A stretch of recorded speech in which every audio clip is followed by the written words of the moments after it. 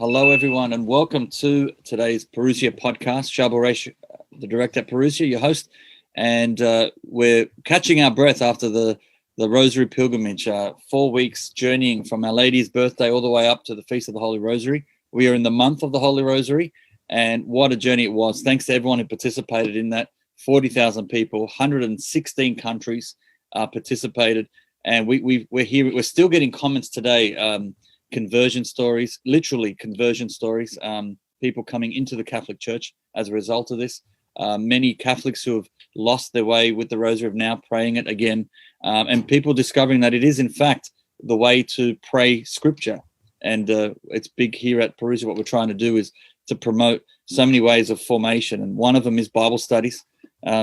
You can now purchase it. It's now available for purchase. If you get onto the website, go to purchase, you can click on Rosary Pilgrimage. It's only $19.99 Australian. That is about $14 US. It's nothing. You can get it, own it, and watch those meditations over and over again. So please go check that out.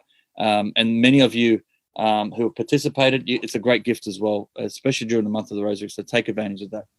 I'm excited because we are up to now session 4 of a virtual Bible study, and it's with none other than the founder from the website CatholicConvert.com, the pilgrim guide himself, Steve Ray. Hi, Steve. How you doing? Hello, Charbel. I miss the Holy Land in the Middle East and Europe. We've been grounded, but normally, if this was normal times, I'd be in Israel right now with 2 sold-out buses. I had 2 sold-out buses. Yes. And we had to move them now into next year, but I'd have been in Israel right now with 100 people.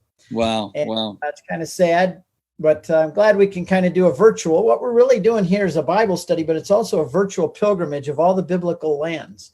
We started out in Iraq and Turkey with Abraham and Israel and Moses in Egypt and Jordan of today. And now we're going to the prophets, the Jordan and Israel and all the Palestinian areas for Elijah and Elisha.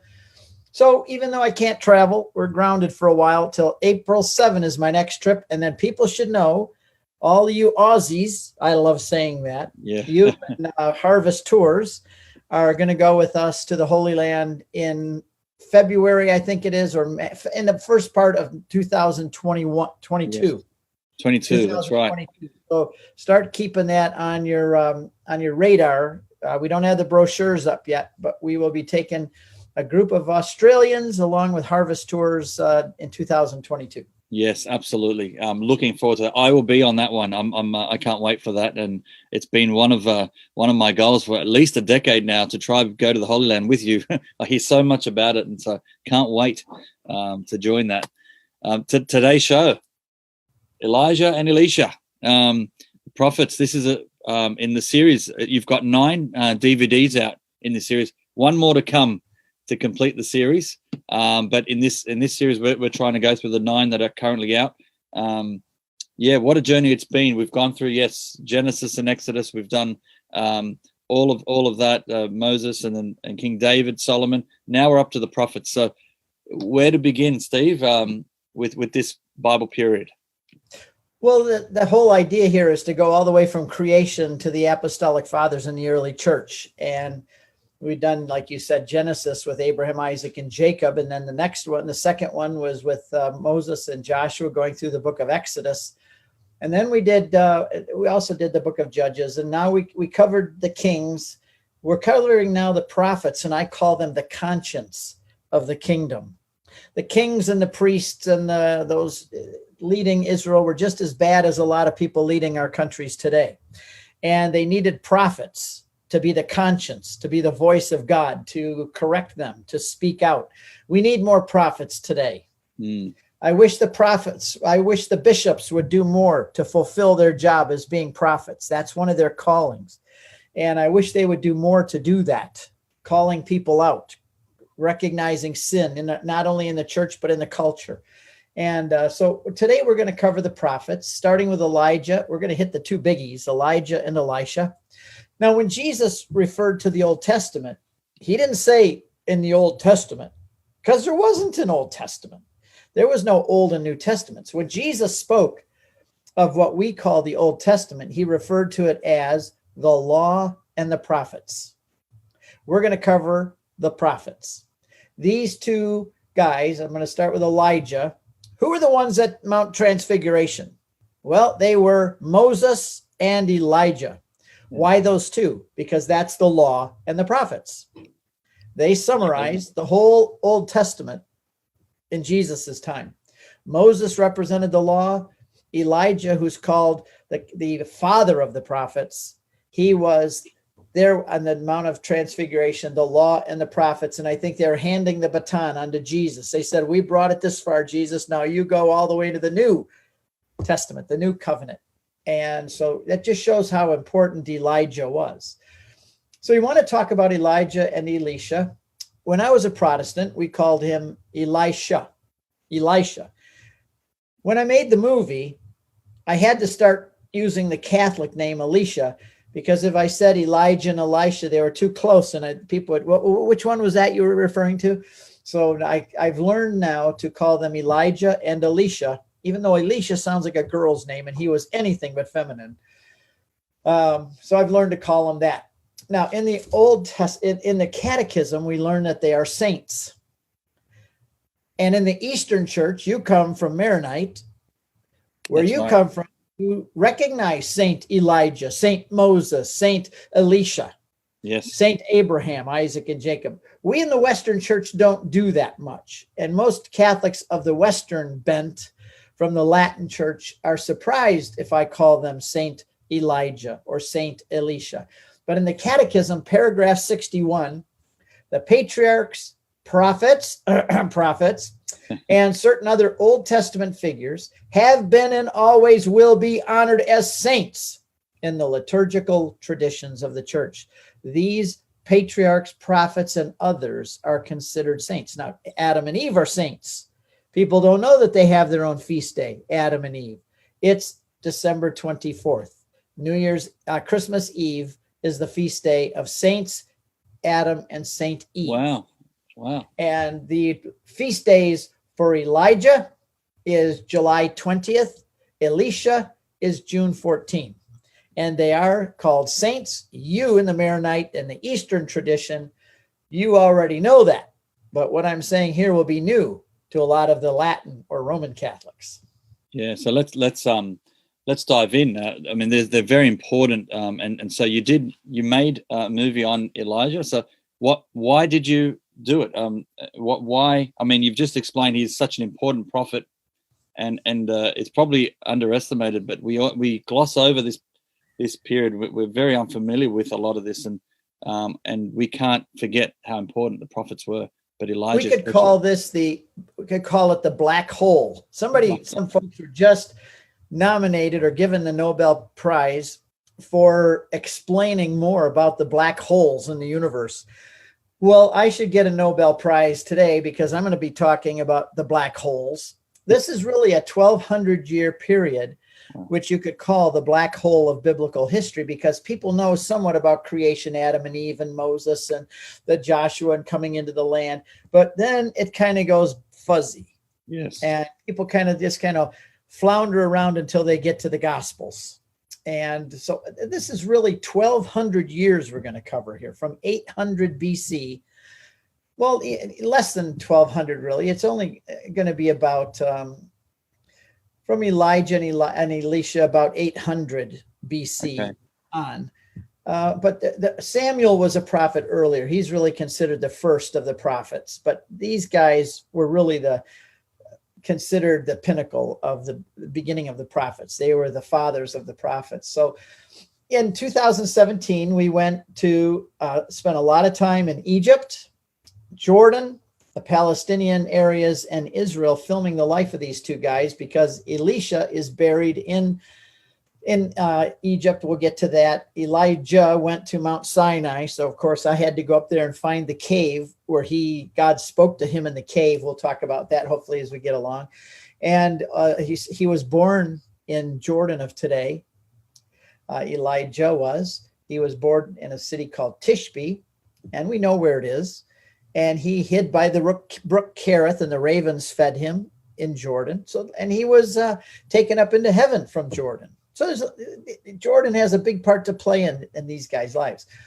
So we went to all those places. They're very important. Elijah is mentioned 8 times in the Catechism. He's mentioned a whopping 106 times in the Bible and almost an unprecedented 29 times in the New Testament. That's Elijah.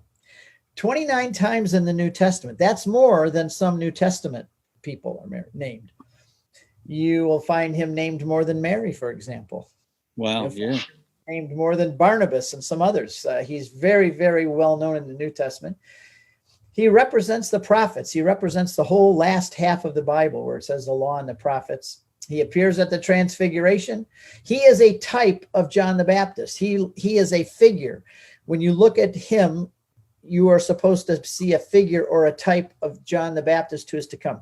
What you let me know when you want to touch on that, because maybe now would be a good time. What I'd love to do is, let's look at you've gone to Jordan, Israel, Egypt, and given an overview, but it'd be interesting to see most of his life and what was it like and how is it a type, if you want to explain that. Let's do the type first. Yep. It makes a point that he was a hairy man. Some translations say hairy man and some say dressed with hair. Prophets wore camel hair robes. They were known for that. Later on, we hear that as well. And John the Baptist came dressed that way and camel hair. And it says he had a leather belt. The only 2 guys in the Bible that wore camel hair robes with a leather belt are Elijah and John the Baptist.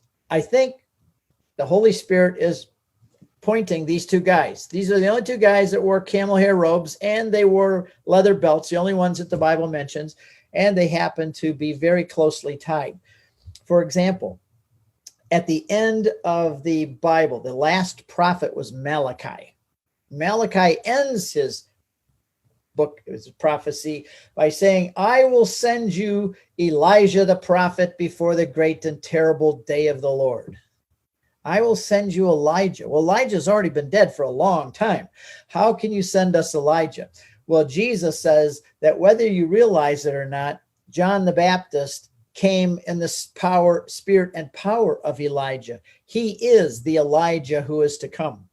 So in other words, the last prophet of the Old Testament, Malachi, said that 400 or 500 years from now, before the great and awesome day of the Lord, a guy named Elijah, or who will represent Elijah, is going to come and prepare the way of the Lord. Well, that man was John the Baptist. So John the Baptist really fulfills the type of Elijah. Also very similar, though. They were both kind of hairy guys out in the wilderness. They were both they were recluses. They were like monks. They didn't fit well into society. John the Baptist, I think we all think that he was one of the Essenes from the Dead Sea Scrolls, that he was down in the city of down in Essene area where that took place. And he was kind of countercultural. He lived in the wilderness. He had an unusual diet. He ate grasshoppers and honey. Now, some people say locust is a tree and some white thing. Come on. He ate locusts, which are grasshoppers. In the Leviticus 11:22 in the Bible, it says the Jews are limited. They can't eat a lot of things. They can't eat shrimp. They can't eat shrimp on the Barbie. They can't eat lobster and crab and all those great things that I ate when I was down with you guys that come right out of the water when you're in Sydney there. They can't eat those. They can only eat fish that have scales and fins. They are limited what they can eat. But in Leviticus 11:22, it says that they can eat insects that hop, grasshoppers, crickets, and locusts. That's part of their diet. They could eat those. Mary and Jesus ate them too. Many people in the third world today eat grasshoppers because they're high in protein and they're plentiful. And the Old Testament law allowed the Jews to eat locusts, grasshoppers, and crickets. Well, that's what John the Baptist ate. By the way, when I'm in the movie, you tell them. Yeah, I noticed you gave it a shot too. You tried it, and I think that was very funny. When I'm explaining what I'm explaining right now, I was sitting in front of a fire with a frying pan. Yeah. And I'm stirring away, and you could hear the olive oil sizzling and I said, "No, by the way, these grasshoppers taste great." When I make my movies, I really live it. I love living the Bible in the Holy Land. I even ate a raw grasshopper once when I was out with a bunch of folks in Qumran, which is where they were. And I was explaining, because that's down by where John the Baptist was in Qumran. He was baptizing only about 3 miles away from Qumran. That's why we believe that he was part of that community. And by the way, part of that community, they also would have known Jesus and been his first disciples there in Qumran. That's all stuff we'll talk about when we go on the pilgrimage. But I explained to people that John the Baptist lived down here. He ate grasshoppers. It happened to be in the fall. There are grasshoppers everywhere. And I jokingly said, if you catch a grasshopper, I'll eat it. So 4 smarty pants is what we call them up here in the States, decided to go get one. A couple minutes later, they came back with a 4-inch wiggly grasshopper. And they said, what you going to do now, Steve? My wife says, you aren't. I said, Janet, you know me better than that. I love living the Bible in the Holy Land. So I chucked that grasshopper in my mouth. His legs were kicking out. I pushed him all the way in, chewed him up, and swallowed him. I love living the Bible in the Holy Land. Everybody's going, that's gross. That is really gross. I said, wait a minute. The Holy Family ate these. People in those days, because it was part of their diet, they would have eaten it, high protein. Well, anyway, so John the Baptist is a fulfillment of Elijah, and he comes in the spirit and power of Elijah. So those two are very well linked. Now that also then begs the question: are Elisha, and Jesus linked? Yes, they are also. Elisha is a type of Christ. So you have Elijah and John the Baptist, Elisha and Christ. And if you follow through the Bible, and I'm not going to do that for everybody today, you're going to do it on your own or watch my movie because I explain it all there. You'll see that they are types and antitypes or fulfillments of each other. Fantastic. Were they how far apart Elijah and Elisha, I say Elisha, but how far apart are we talking about? They Elijah was already getting to be an old man, probably. He was because once he chooses Elisha to be his prototype, he chooses him to be his deputy, so to speak. And the way that happened is, if you see me go up into heaven, then you'll be my successor. You'll succeed me. And the way he did that was by throwing the mantle. Now, let me explain that. Not only did he wear a camel's hair robe and a leather belt, but he had what was called a mantle. And in the movie, I have a big lamb's wool, a brown lamb's wool hide, and I wore that around my shoulders. And when he gave that to Elisha, and when we did the scene, it was in an area between Israel and Jordan, and it was a military zone. And the place where Elisha was born was Mahula, and it's behind barbed wire. And you're not allowed to go there. It says no entry, military only. And I said to my camera crew and my guide who was driving me around, the Amr Shahada, you'll meet him when we go on a pilgrimage. I said, I got to get in that area down there. And they said, well, see the sign? I said, yeah, but by the time we go down there and get that filming, we can be out before they ever catch us. So he said, okay. Said it's got to be like a guerrilla operation. We're going to go in, get the shots, load up, and get out quick. And he said, but they got cameras everywhere. They're going to see you as soon as you go down. I said, let's do it quick then. So we went down in this area right along the barbed wire fences. You saw it if you watched the movie. And it's all signs with skull and crossbones, landmines and everything. That's right. The landmines were there. And I said, this is where Elisha was born. This mound here was Mahula of the old times. And this is where Elijah met him. After Elijah came back from Mount Sinai, he saw him plowing in the fields. And he said, threw his mantle, and he said, you're going to be my successor. So Elisha burned the cows, offered them as a sacrifice, and followed Elijah, and he became his successor. He said, but I want a double portion of your power, of your spirit. And he says, that's asking a lot, buddy, but he did get it. Well, anyway, as soon as we got done filming, we loaded our stuff and we started to pull out, and the Israeli military vehicles came with the machine guns up on top, and the soldiers surrounded us. And they said, what are you doing here? And we told them while we were coming, that's Mahula, that's where Elisha is born. We're making a movie. So this is it. Forbidden for you to be in this territory. It's dangerous for you to be here. We explained it to them. Well, we're really, and they let us go, but it took us about a half an hour before they let us out of there. Mm-hmm. But it's a tough job, and somebody's got to do it, or we would have never seen the place where Elisha was born. That's amazing. Yeah, it is. There it is. I mean, you got scenes from the movie. Brilliant. And you were a risk taker. Now, tell us some highlights. So most of Elijah's life was outside of Israel. We mentioned also assumed from Jordan, but tell us a bit more about some of the highlights. The book of First Kings has what I call 6 episodes of Elijah's life. It's not like a continuous story. It's like cycles. Here's one event of his life. Here's another event. It touches on 6 events of his life. It's written different than the stories of other biblical characters, but it's really interesting. There's one where he goes up to Zarephath, which is in Lebanon of today, up by Sidon. He went up there to Sidon, and he took care of a woman, a widow of Zarephath, and he gave her, multiplied for her lots of food, the oil and the wheat flour. That's one. 3 years later is the biggie, where he has a challenge of Baal. We'll talk about that as a separate thing. The third event is he goes to Mount Sinai, where he meets God. And that's where we went to Mount Sinai, and he went into a cave, and we found that cave. There's a Greek Orthodox church in front of it, but we looked through a keyhole. It was a very interesting scene where we looked through the keyhole and we saw the cave, and we were right up on the side of the mountain where that was.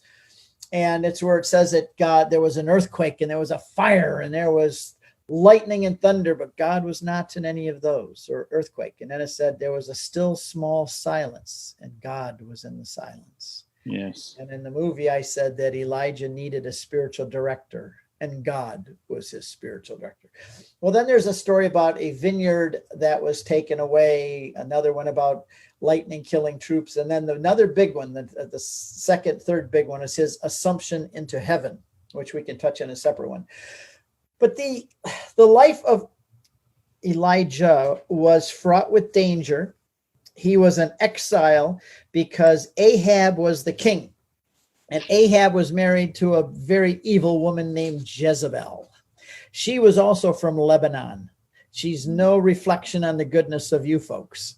She was the worshiper of Baal. By the way, if you want to see Baal, here he is. This is the god Baal. This is actually an actual statue of Baal that's 3,000 years old. This is one that some Israelite or Sidonian used to worship. This is actually an antiquity from Israel. I did have the priest exorcise them and sprinkle them with holy water. Other images of Baal. I have 4. These are 3,000 years old. What you're holding there? These are 3,000 years old, right? These are antiquities, and this is Asherah, who was the escort of Baal. You can see she's laying down here, but that's Asherah, who's mentioned many times in the story of Elijah. And these were the gods, and they were interesting. They were the gods of rain, because everything there was agricultural. You lived by the rains. You came out of Egypt and you were making bricks. You didn't know how to make fields. You didn't know how to grow crops. They'd always been in the mud with their feet making bricks. And now, and having sheep and bricks, that's very different than growing wheat and barley and corn. So now they're in this land and they have to learn how to do that. How do they learn it? They go to the Canaanites who lived there, and the Canaanites taught them the agriculture, how to plow a field, how to make a plow, how to raise the grain, and how to then use the grain. But if it didn't rain, all of that was wasted. Rain was the most important thing. In any agricultural community, rain is so important. And the gods in those areas are usually fertility gods that bring the rain, they bring the crops, they bring the life. And so Baal was the great god of the rain, of the storms, of lightning. He was the god that brought them these things, and he was considered a fertility god. So all of their ceremonies were very sexual in nature. Very sexual, because in a way they viewed the gods coming down and impregnating the earth with the water, and then the earth would bear fruits. It's a very sexual image of the gods overshadowing the earth. And the rain comes down, the seeds, so to speak, and then the crops come up. So everything was very sexual. Now, at this point, I think I would touch on a few things. Why did these people, why were they so seduced by the gods? Yeah. They had Yahweh. Yeah. They had Yahweh. He brought them out of Egypt. It wasn't a stupid golden calf. It wasn't dumb Baal. But this was that he had a duel with Baal in a bit, and we'll talk about that. I call it the dueling gods when they have two altars. But one of the reasons that they fell for these gods, that they were seduced by them, is because they didn't know how to do gardening, and they learned it from the Canaanites who were living in the land. And along with that, learning how to grow crops, they also learned about the gods of the Canaanites, the gods of Phoenicia, which is Lebanon of today, and the gods of Canaan. And these were the pagan deities, Asherah and Baal. And across the Jordan, it was Moloch and Chemosh, who insisted on infant sacrifice. So the first reason is because they learned it from the Canaanites. Second is because this all had to do with sexuality. And when you can bring sexuality into your religion, it appeals to all the baser instincts of men. Yeah. For example, this was almost sacramental. If you went with a prostitute, it was a sacrament that would help the rains come. So encouraged. Yeah. So men, it appealed to the baser instincts, let's put it, of men, yes. The lusts of men. Third, their gods were visible. See right there. Show me a picture, would you, of Yahweh? Would you have a statue of Yahweh, a picture of Yahweh? We don't. He's an invisible God. Until Jesus came, that's right, where we have a visible image of God in the second person of the Trinity. But these guys had these images that they could actually carry around in their pocket, and they could pray to them, or big ones that they have. In the movie, we go to Sebastian, we found a big cow's head, which was Baal, an image of Baal, and they would worship this ugly, ugly cow. But their gods were visible, much better than having an invisible God, at least according to the Jews. And fourth is that a lot of these, Moses tells us in Deuteronomy, the Psalms tell us this, and Paul tells us in Corinthians, that behind these gods, there are demons. That when you bow down and worship these pagan gods, you are worshiping demons. And demons have power, and demons can do things. So don't think that these earthly things and these images were not imbued with demonic power, which impressed the Israelite people. So those are four reasons, I think, that they were so easily seduced by the gods of the pagans around them. We never learn our lesson, do we? I mean, it just goes this vicious cycle of God is showing us his signs, and the Israelites would believe, and then very quickly they fall away, and then they go into pagan worship, and here we go again. But he raises a prophet, and now Elijah is there to remind them of the one true God again. And if you think that they're stupid for worshiping other gods, ask yourself, what are your gods? What do you mean? Men today put other things in the place of God. That's what an idol is. An idol is something that takes the place of God. How many men sit in front of a computer screen watching pornography? Mm-hmm. And that becomes an idol that replaces God. Money, health and beauty. All of these things can become idols that people put in the place of God. And whether they like it or not, they bow down and worship them by the way they act and what they give deference and preference to. Well, at that point, I think it would be good to go to because already I see that we're already into the second half of this. And we haven't even gotten to Elisha yet. Let's do the challenge. Yeah. Because Ahab was such a wicked king, he was an Israelite king, but he married the Phoenician up from your country there of Lebanon. Yeah. And he married Jezebel, and Jezebel killed, I think, all of the priests of Israel, or all the ones that she knew of. She killed the prophets and the priests of Yahweh. She tore down their temples, and she established in Israel the northern tribes, I should say, not Judah and Jerusalem. The country, Israel was already divided into the northern and the southern tribes. And these guys were ministering up in the northern tribes. That's where they were prophesying. Ahab was a wicked king who allowed his wife to kill the prophets and the priests of Yahweh and install instead the altars and religious worship of Baal and Asherah, the pagan gods of Canaan. So Elijah said, there will not be any rain. This guy was courageous. I see him as just like a little wiry, hairy. He just was wiry muscles because he ran all the way to Mount Sinai. That's good grief. That from all the way in the northern Israel, he said he went all the way to Mount Sinai. That's a long hike. That's hundreds of miles, and through rugged territory. So I see him as a hairy guy with a beard, kind of like a recluse out in the desert. If you saw him, you'd say, let's get away from him. He smells really bad. And so he goes to Ahab, the king, and that's in Sebastian. I go in the movie, I show you the palace. It was called the Ivory Palace of Ahab.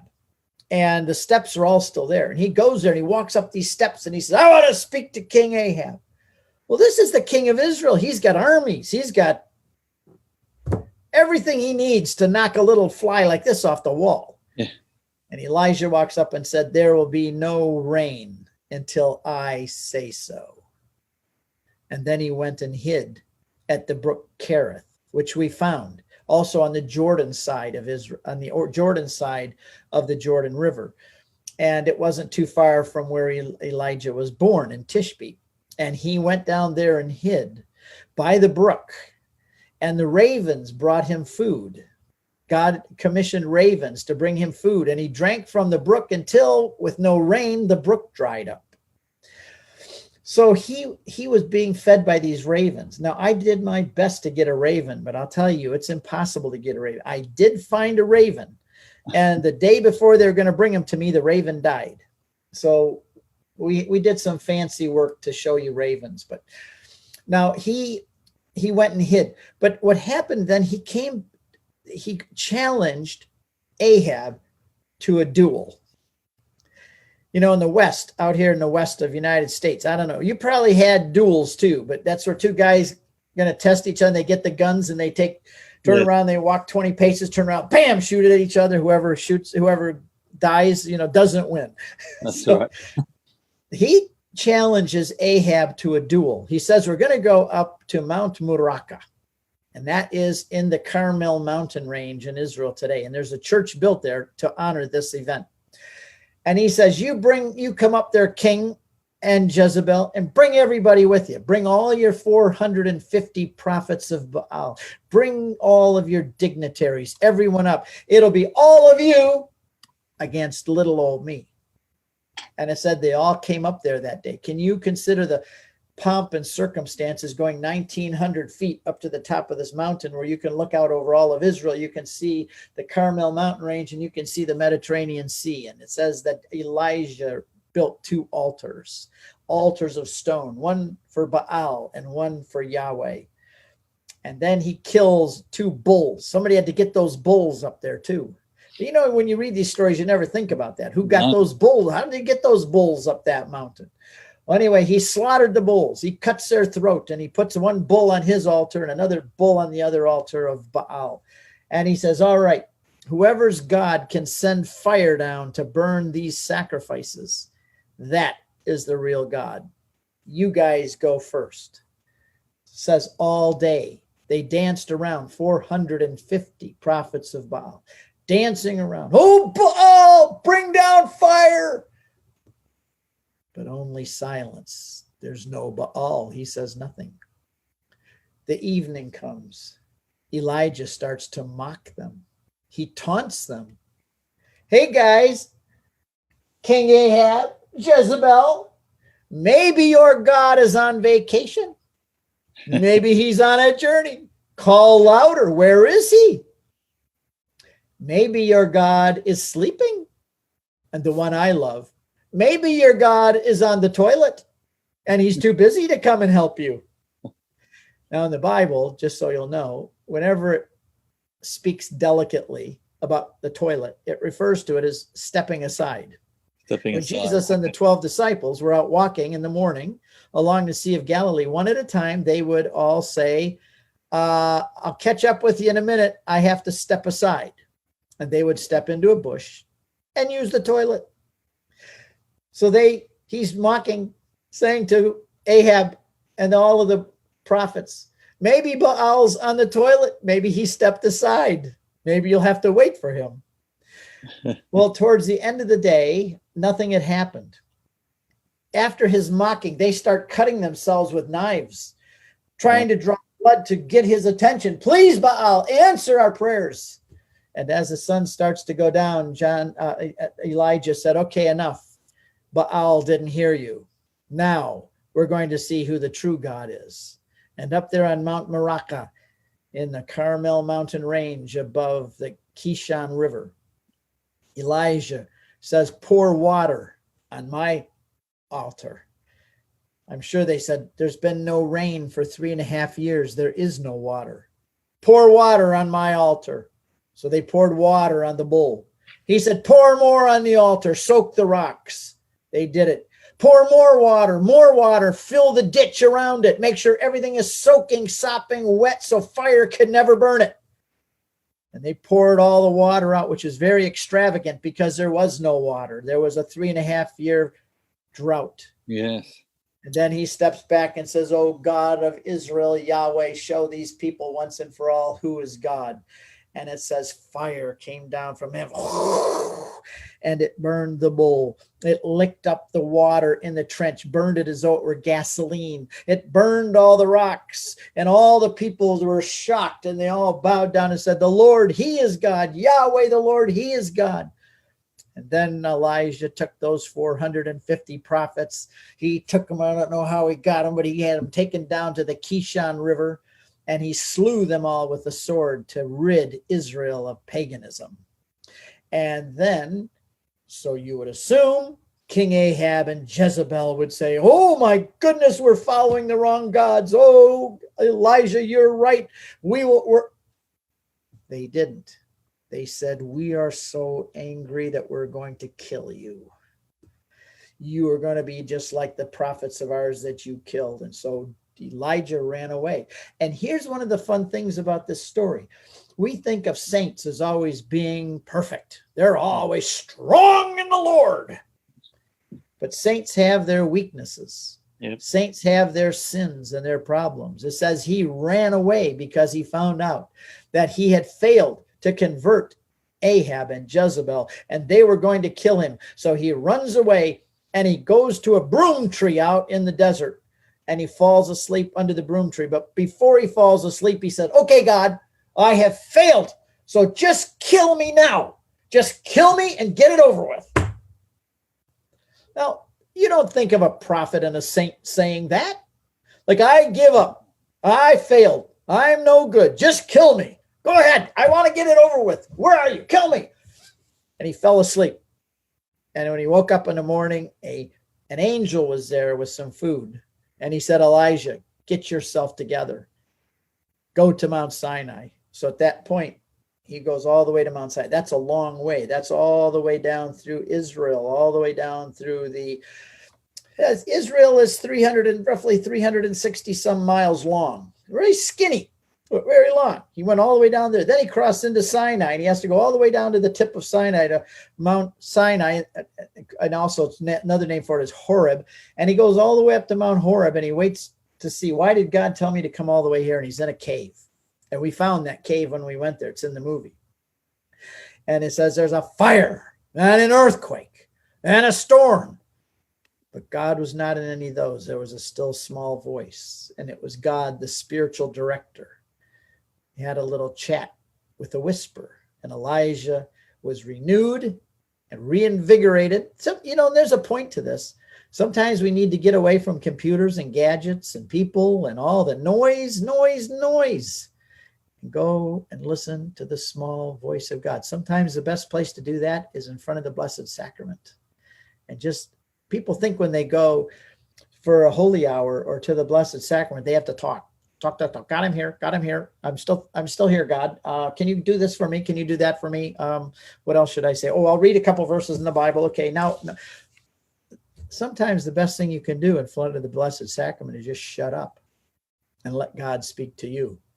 It's usually a still small voice, and he doesn't intrude into our life. He invites us to come and listen, and he'll do that. So that's what Elijah did. Elijah went up there to that mountain. He met with God, and then he came back. The first thing he did when he got back is he saw Elisha, and he threw his mantle on Elisha, who was a farmer. and said, you're going to be my protege. You're going to follow me. So that brings us up to his assumption into heaven. Yeah, and that's amazing. He is assumed into heaven. This is radical, right? What's going on here? How do we know this? And I guess why would God do that? What's so significant about this assumption? We know of two men who were assumed into heaven, body and soul. Enoch, in Genesis 5, it says Enoch walked with God, and he was not, because God took him. There's a guy walking along, and all of a sudden, where's Enoch? I don't know, but there was a flash in front of me, and I think it was him. The book of Hebrews refers to that and even uses the word he was assumed into heaven. So for those who want to say that he was just taken up in spirit, he was body and soul taken up into heaven. Elijah was the same way. He was on the other side of the Jordan River, and there's a place there called Mar Elias, Saint Elias. In Arabic, Mar means saint, and Elias is the word Elijah in Arabic. Right. So it's called Mar Elias. It's the hill of Elijah, and it's right near the place where he was baptizing. And at that point, he said to Elisha, I'm going to go. Elisha said, I want a double portion of your spirit. Elijah said, that's asking a lot. But if you see me go up, then you will receive it from God. So Elisha's watching. And right, they get out there by the other side of the Jordan River there. And it said there's a whirlwind, and the heavenly horses from heaven, come down in a chariot, and they pick up Elijah, and they take him up in a whirlwind to heaven. Elisha said, I see them, Father Elijah. He called him Father. I thought you're not supposed to call anyone Father, right? Call no man Father. But Elisha says, I see them, Father. They're the horses of heaven. And at that moment, Elijah threw his mantle down, and it came to Elisha, and he received the power. And then he crossed over the Jordan River, and he took his mantle and he slapped the water of the Jordan River, and he says, where's the God of Elijah? And the water parted for him to go across. Now, one thing before we go any further, I told you that John the Baptist was a fulfillment of Elijah. You don't see these things unless you know the land and the proximity and where things happened. People don't know where Elijah was taken up into heaven, and they don't know where John the Baptist was baptizing. When you find out that those two are right together, then when the Jews come down from Jerusalem, the scribes and the Pharisees, and it said all of Israel came down to see John. All of Israel came down. That's a 20-mile walk. And you're going from 3,000 feet above sea level to the lowest place on the face of the earth. Where John was baptizing at the waters of Jordan at the Dead Sea is 1,250 feet below sea level. If Mount Everest is the highest place on the face of the earth, that Jordan River is the lowest place on the face of the earth. So they walked all the way down there, 20 miles. They went down, 4,250 feet. And then you had to go all the way back up 20 miles, climbing up. But all of Jerusalem came down to see John. And what did they ask him?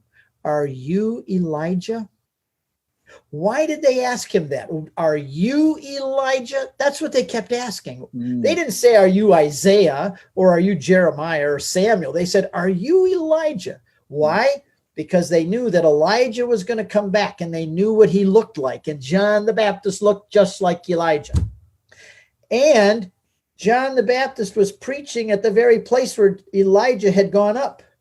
He chose that spot purposely. I'm convinced that John the Baptist chose that place in the Jordan purposely, because it was from that spot that Elijah had gone up. So the Jews came down and they looked at him and said, are you Elijah? Elijah went up from here. Did you just come back down? Yeah.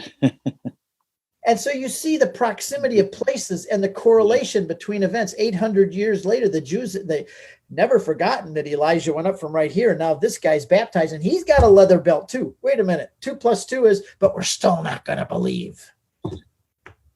That's right. All that history. And I just feel like I'm one of the children sitting around the campfire here, hearing these stories from you. And this is how it would have been passed on, just year after year, generation to generation, yep. Parents onto their children and so forth. the way you're telling the story now, and what would have been like, they would have had scrolls, but not everyone had a Bible or a book that they could read, or they didn't have the internet or smartphone. Right. They had to hear this by tradition and by the passing on of the stories. And I feel like I'm reliving it right now. Well, good. I'm glad that you feel that way. Well, the next thing we should do, since that's the end of Elijah, but we have to realize that he prepared the way for someone else when he went up to heaven. And who was that? The Blessed Elisha. Virgin Mary. Oh, yes. Okay. If two men can be taken up to heaven, body and soul, what's the big deal if God decides to take the mother of his son up to heaven? And all the more appropriate, we're going to talk about Mary next time.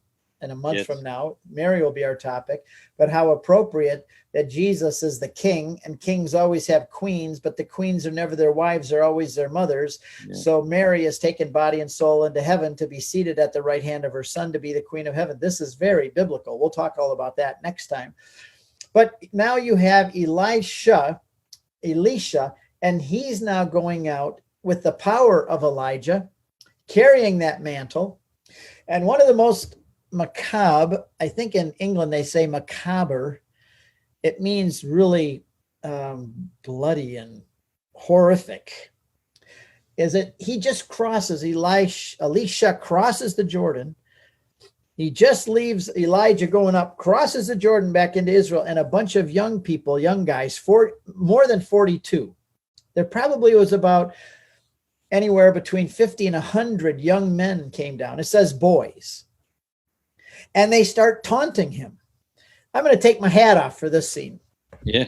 Because Elijah was a hairy man, but Elisha was a bald-headed man. Elijah was old, Elisha was young. Elijah was a recluse, a kind of a hermit living in the wilderness. Elisha is much more urbane. He feels comfortable around people and in the cities.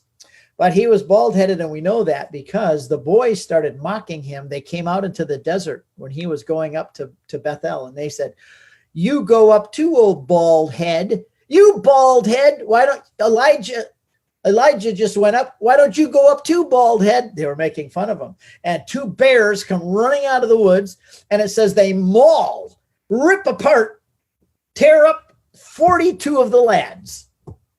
Well, we know there were at least 42 boys there. There probably was 50 to 100. And I've been in a crowd like that once in Israel, actually, in the Kidron Valley, where a whole bunch of young Palestinian boys surrounded us when we were filming, and they wanted money. And one of the crew said, "I'll just give this guy a shekel just to get him off our back." But you know what happens if you throw bread to a seagull? You get 100 seagulls all of a sudden. And all of a sudden, there was like 50 to 60 young guys that surrounded us, and they were climbing at us, trying to pull us down to the ground, going in our pie. It was very scary. And I don't remember to this day how we got them to stop, but we did. And I think that the guide at the time had a gun. You know, a lot of the Jews carry guns in the back of their belt. And I think that he might have pulled that, and they left us alone. I don't remember exactly how that happened, but this was a very scary thing also for Elisha, to be surrounded by 50 to 100 young men who are mocking him. And they may very well have been from some of the people who worshiped Baal and Asherah, and they were mad at him and Elijah for what they did regarding Baal and killing their prophets. So it could have been a very religious, nasty situation. But two bears came out, female bears came out of the woods and ripped those boys up. And one thing that you can learn from that is never make fun of a bald-headed guy. I think God has a special place for us. So that's an interesting story of Elisha. And he lives for a long time, I think almost 40 years, if I remember right. And he does a lot of the miracles Jesus does. I said that Elisha was a type of Christ. And if you go back and look, I haven't counted him exactly, but he asked for a double portion. And I think if you go back and count, he does exactly twice as many miracles listed as Elijah does, with twice the power. And he also does a lot of the same miracles. He multiplies loaves for a group of 100 men. They only have a few loaves. He multiplies them so that enough people could eat them all. He raised the dead. He did other things like that were miracles that were pictures of Jesus doing miracles. Now, Elijah was taken up to heaven. Elisha was not. Elisha was buried in Sebastia. And there is a tomb there to this day. I go in that tomb to show you. He was buried there. And then John the Baptist, when he died, was also buried, the body, not the head, because the head was cut off. Somebody else got that. But the body of John the Baptist was buried with Elisha in Sebastia, which is in Samaria of today. And it's now under it used to be a church, but now it's a mosque. And the head of the mosque let us have access to all those places. It was good. But there was a time when Justin the Apostate, I think about 400 AD, he was an apostate. That's part of his appellation now, his title. He was a apostate. He wanted to desecrate the tombs of Elisha and John the Baptist, but some smart monks heard about it. So they whisked the body away, both of the bodies, the bones, and they took them down to Egypt. So when Justinian the Apostate tried to desecrate it, he did the tomb, but he didn't get their bones. Now, St. Jerome, before this happened, tells of pilgrims who used to come there, and miracles were performed in front of the bones of John the Baptist and Elisha. Said that demon-possessed people would come there, and the demons would go crazy, and they would hang upside down and scream and bellow because of the bones were so powerful, the bones. And these are early stories of the relics. See, we Catholics, we don't really know our history as well as we should. Yes. Anyway, they took those bones down to what's today, and it was back then too, the monastery of St. Macarius. And they put those bones there, and my wife and I went down there. We celebrated the liturgy with the bishop of the monastery because we couldn't go to a Catholic mass, and it's licit for a Catholic to do that. So we went to that Coptic mass. It's a licit sacrament. They still have the priesthood. And then we venerated the tomb and did part of the movie there in front of the tomb there in Egypt. So now, interestingly enough, before the bones of Elisha were moved, and this is in the book of Kings, said that there was a battle, and a guy died, and they didn't have time to bury him. The Israelites didn't. The Moabites had invaded the land, and they killed this man, and they threw him into the grave with the bones of Elisha the prophet. And obviously, he was famous enough that they already remembered where his bones were, because they threw this guy in there and they knew it was the bones of Elisha, and the guy came back alive. He was a corpse. They threw his dead, cold body in there, and as soon as he hit the bones of Elisha, he came back alive and went off with them. Now, this is where, we as Catholics, we're a morbid bunch of folks. We collect body parts, people's tongues, people's ears, parts of blood. I've been, in Poland, they have vials of John Paul II's blood and altars and things that you can venerate, and body parts and all this. Well, it's because that's our hall of fame. And we look back to things like this is where we get our idea of the relics, all the way back from the bones of Elisha, had power to raise a man from the dead. And Paul had in Ephesus, you could bring a napkin and or a handkerchief, it says, and touch it on Paul. You grab this thing and touch it on Paul, and then you run away to your grandma in the old folks' home, and she's healed. Or somebody's got a disease. You come and touch Paul with this handkerchief and run over and touch them, and they're healed. Everybody that was touched with a touch Paul, get healed. And Peter, if you laid down in his shadow when he walked through Jerusalem, they'd bring grandma from the nursing home, and they'd bring Uncle Fred. He was sick in bed over there on his pallet. They'd rush him over there, and they'd lay him right where Peter's going to walk. They'd lay him down, and quick, his shadow, grab him quick. His shadow's going to be over here. The sun moved. As long as the shadow of Peter fell on them, they were all healed. Interesting. This is where we get the whole thing of relics. And the early church treated the bones of the martyrs as more precious than gold and silver and precious stones. So you see the bones of Elisha that raised a man from the dead. So you just mentioned this is, if you want to read this in the Bible, we're in the book of Kings. Is it 2 Kings we're talking about here? Yeah, I don't have it memorized the exact. I can find it for you here. But while I'm looking for that, What? I would say also now what we have to think about is It's fascinating history because we've had the split. The kingdom has split. They're in the northern kingdom. They're in exile, and now after this, we're talking about there's a time of the return, right? The actual temple does get rebuilt, and then we're waiting for Jesus. And right.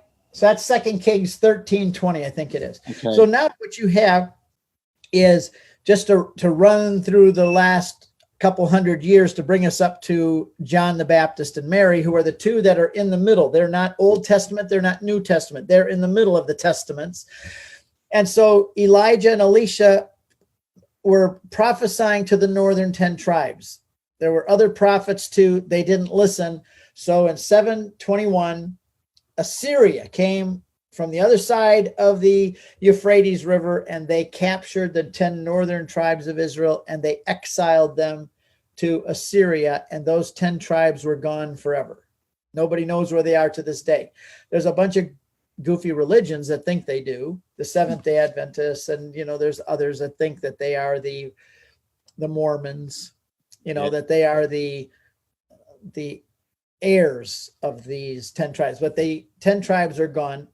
The Samaritans that live there today are a mixed breed. They're really Assyrians who came back and they live there. They say that they're the original Samaritans. So that the northern tribe, 721, is gone. BC. There's other prophets in the south. You have Jeremiah and Isaiah and a bunch of others, and they preached to the south. They also didn't listen. So 200 years after that, Babylon came in 586 BC and took them all away to Babylon. They were there for 70 years. And then Cyrus the king said God spoke to him and he let the Jews come back. And they rebuilt a very poor replica of the temple. And they lived there now for years of silence. So 400 years of silence. Malachi, prophet, 400 years of silence. You don't hear anything. And they're waiting for the Messiah. Has he forgotten us? Where's God? There's no prophets. There's no voice of God. But when the time came for Mary and Jesus and John the Baptist, there was the messianic fever. People knew something was going to happen. It was just the air was so thick you could cut it with a knife. The messianic fever was just everywhere. They knew something was like pulsing in the air. But those prophets, I call them the conscience of the kingdom. Isaiah, Jeremiah, Ezekiel, Daniel, Hosea, Joel, Amos, Obadiah, Jonah, Micah, Nahum, Habakkuk, Zephaniah, Haggai, Zechariah, Malachi. Those are the prophets, some to the north and some to the south. And they spoke God's word, and the people rejected them. And then we've read the parable at Mass frequently and recently about how the farm, the owner of the land, sends his servants to the workers in the field, and they kill his workers. He said, now I will send my son. They will respect my son. They killed all the prophets. God sent the prophets, and his own people killed them, which is what Jesus said. You killed all of the prophets from Abel to Zechariah. And now they're going to kill him too. But that's the next 2 months. Yes. No, very exciting. So that kind of gets us through the kings. Ahab was a king. What happened in those 800 years is all of these gods. And the worst sin of all, it wasn't sexual sins. It wasn't eating the wrong kind of food. The worst sins of all in God's minds were idolatry. Yes. Putting something else in God's place and bowing down and worshiping it. That, I think, is the worst sin of all. All sins are bad. But this is the sin that continued to irritate God over and over again. And there's a saying, they came out of Egypt, the Jews, and they had the golden calves and all the gods of Egypt. And they had a hard time turning their backs on those gods. So there's a saying that it was easy for God to bring Israel out of Egypt, but God was never able to get Egypt out of Israel. Isn't that powerful? Yeah, Egypt symbolizing the world, right? And amazing. I think that's a great take-home message for all of us right now. At the end of this session, what is our idol? What is our Egypt? And what is holding us back? And it does remind us, the basic Ten Commandments, that very first one, have no other gods before me. It was like, why would you have to tell us that, God? Well, now we know why. There's so many people worshiping pagan gods. Get back to the one true God.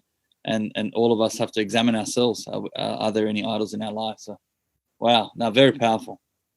I'm looking forward to the next one. The next one is Mary. Yes. We've now covered the whole Old Testament. Amazing. Like a jet flying over the landscape, looking down, kind of getting a bird's eye view. We've just covered the books of the Old Testament, the law and the prophets. And next time in November, we'll open up and we'll talk about Mary, who is right in the middle between the Old and New Testaments, her and John the Baptist, and how God called a little Jewish girl, probably 14 or 15 years old. What's beautiful is the timing. We didn't set this up. I don't know if it was deliberate, Steve, but the following month, then it becomes Advent, and then we're preparing for the coming of Christ in December, right. And that's going to be the show on Jesus. And then we're going to go into the New Testament and the Apostolic Fathers and finish the month before I have to leave and go back to Israel. So I have the time right now to do this. I wouldn't be able to do this otherwise. Right. That's right. This is kind of an unusual situation that I can do this with you, because normally I'd be in Israel right now, and I'd be in Israel again in November and again in December and again in January. Wow. So I'm over there living it, but here I get to sit here and talk to you about it. Well, thank you very much for sharing. And just a reminder for people, if they want to know more about you, your work, the website again is Catholic Convert. I'm a Catholic convert, easy to remember. Go to CatholicConvert.com. I have all kinds of free stuff to print and download. I've got hundreds of videos and audio, things like what we're doing now from the past, Catholic Answers Live, and all the shows, a lot of the shows I've done. I got my store there with all my talks and movies. All the movies are here, and all my books come signed, and all our pilgrimages. We got a whole 8 of them now set for 2021. So go check out our pilgrimage. We already have people signing up again now. Excellent. And I put up a blog every day with pictures of my beautiful family and all kinds, everything in politics and biblical and Catholic on my blog. It's a real mixture of stuff, and I think people enjoy it because it's not boring. Well, I love it. I love that you've dedicated your life to this, and you're still evangelizing through all of the work that you're doing, and bringing the gospel to everyone. We need it desperately today. Praying for the elections in America. I think next time we get together, we may know who the next president is. So we're not sure. I already know who the next president is. That's right. I have no doubt it's going to be President Trump, and we're all going to rejoice because we're putting in conservative. Look at this judge she's going to get in too. She is a faithful Roman Catholic, raising that big family, adopting some kids from Haiti. She's magnificent. She's going to be a marvelous judge. And we're getting back to the point where we're getting rid of these judges who are all pushing abortion and infanticide and euthanasia and all these godless pagan ideas, LGBTQ and all the others. And we're getting back to getting some judges who are going to go back to treating the Constitution with respect, the way it was meant to be treated, and hopefully bring some Christian sanity back into our country. Thank you, President Trump. May God bless him and give him another 4 years. Praying for that. Amen. Well, thank you. Anybody's out there a Catholic? I'm not a priest. I'm going to tell you, please go vote for Trump. There's never been a more pro-life, pro-freedom, pro-religious freedom president in my lifetime. This man needs to be put back in. You may not like him. So what? You know what? I'll close with this. If I had brain cancer and I had to find a surgeon, I would rather have an atheist Catholic who is an excellent surgeon than a lousy Baptist who's only done one surgery. I don't care if the Christian brain surgeon is more moral and upright living. If he doesn't know what he's doing, I prefer to have the atheist brain surgeon do the work on me. We're not hiring Trump because he's an outstanding saintly man. We're hiring him because he knows how to fix our country, and he's doing it and defending pro-life and all the other liberties that we know we should have that are being stolen. Very well put. Spot on. So absolutely. Well, good talking with you, Charbel. We'll be back next month. Sounds good. Thank you, everyone, for watching. Special one today, and next month we'll be on. We're looking at Mary. So pray for us. Stay in touch. Don't forget the Rosary Pilgrimage is now available. and visit CatholicConvert.com. God bless you, everyone. Take care.